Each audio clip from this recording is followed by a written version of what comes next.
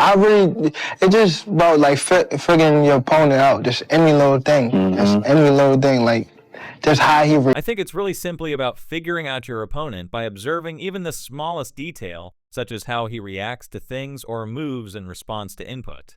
If you were to move up the pH scale, of course, then what did you do that is more crucial?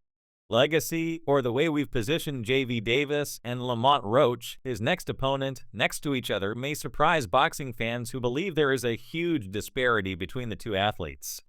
For instance, you might be mistaken about Lamont Roach. I find it intriguing that, despite Von Davis being the bigger and more well-known boxer, Lamont Roach is also a very skilled boxer, and they both defeated the same opponent to earn world titles. Though I would have to choose Tank, Lamar will be moving up. What would he need to accomplish to make that happen? Oh, he's moving up. That's right. He's the champion at 30. Despite having a 30-0 record, Von Davis defeated Frank Martin in June by using his strength and quickness to dominate Martin in the middle rounds and eventually knock him out severely.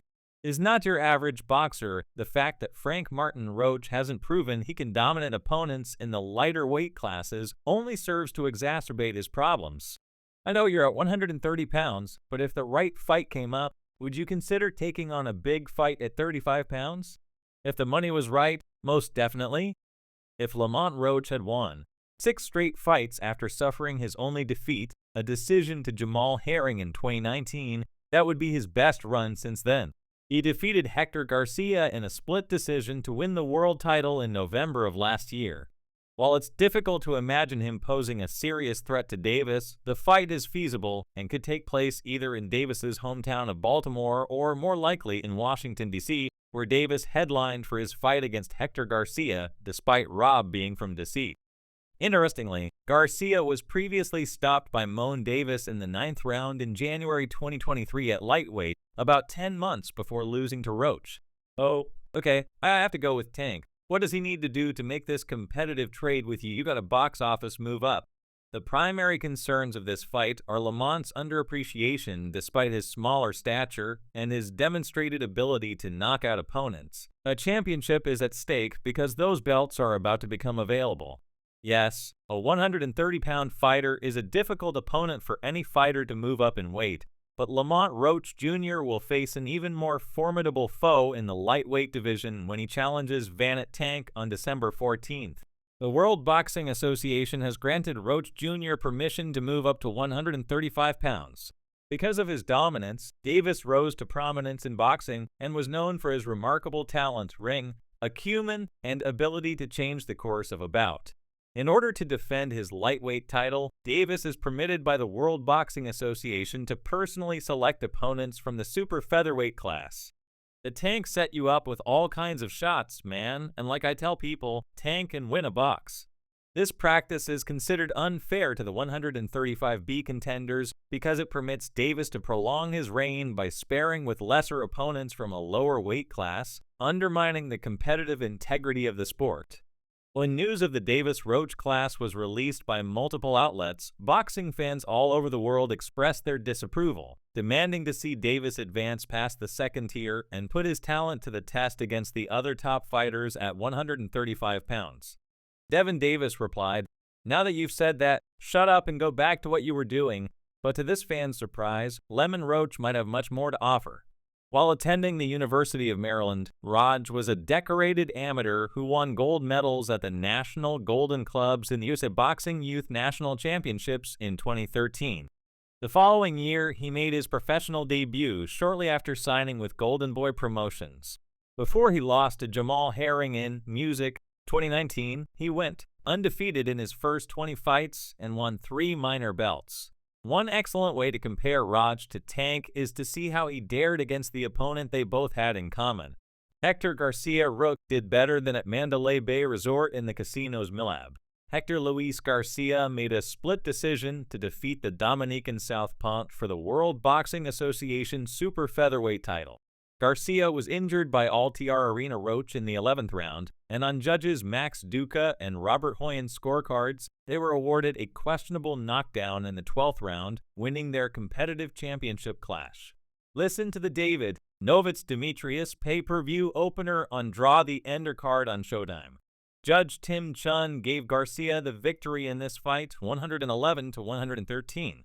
If not for the stoppage call by referee Tony Weeks shortly after the halfway point of the 12th round, which gave the credit to Roach for scoring, the fight would have ended in a split draw. Roach, the mandatory challenger for Rivera's title, recorded the biggest victory of his career after losing his first title fight years earlier. The 28-year-old Upper Maryland resident was baited by Jamal Herring, then the World Boxing Organization junior lightweight champion, in a 12-rounder that was held in November 2019 at Chuchi Park in Fresno, California. Dion Haney-Javin appeared to send Garcia to the canvas, hitting him on the back of his head. While Garcia landed, the 32-year-old former champion lost his second straight fight. After taking Garcia's left hands, Davis stopped him early in the 9th round of their January 7th fight for the Davis World Boxing Association World Lightweight title at Capital One Arena in Washington, D.C. Just around the midway point of the 12th round, Roach pursued the former champion and scored the aforementioned controversial knockdown. Garcia then claimed to referee Tony Weeks that Roach had been hit behind his head. Once he immediately got to his feet, that's the strike KN received. Crowd cheers down D-Tank. Hector Luis Garcia, the underdog, retired on his stool ahead of Saturday's 9th round in Washington, D.C. after Davis dropped him with a left hand in the final seconds of round 8.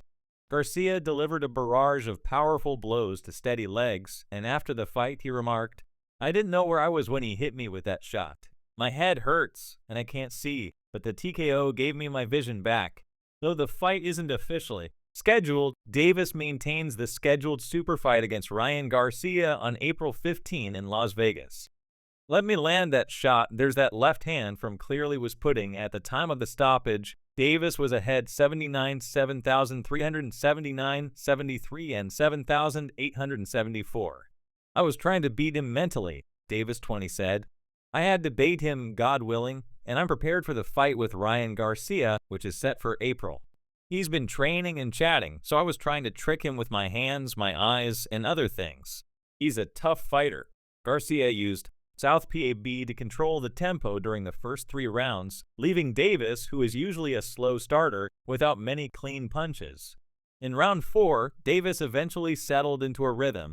He delivered a left hand that ended the fight, or so the world-class boxer landed on a stinging counter-right hand and 2 lefts that grabbed Garcia's attention in a frenzied exchange of blows.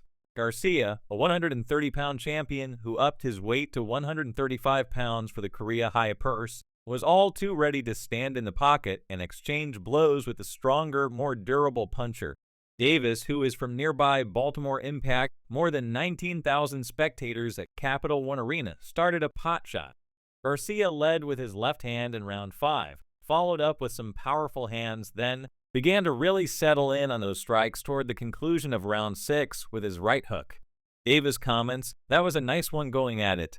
The action resumed after almost a minute, and when it did, Davis had finally found the fight-ending punch. He was looking for a straight left hand that would have stopped Garcia 31 on wobbly legs. Davis was able to go over the top with that tank and was in control in round 8 when the fight was stopped by the referee owing to a dispute in the crowd at ringside. It was an extremely unusual call from the official. A few moments later, Davis said he was a little surprised Garcia hadn't shown up for round 9, but that he knew he was hurt badly, but that he was a fighter and didn't want to show it. 135 are definitely be filled out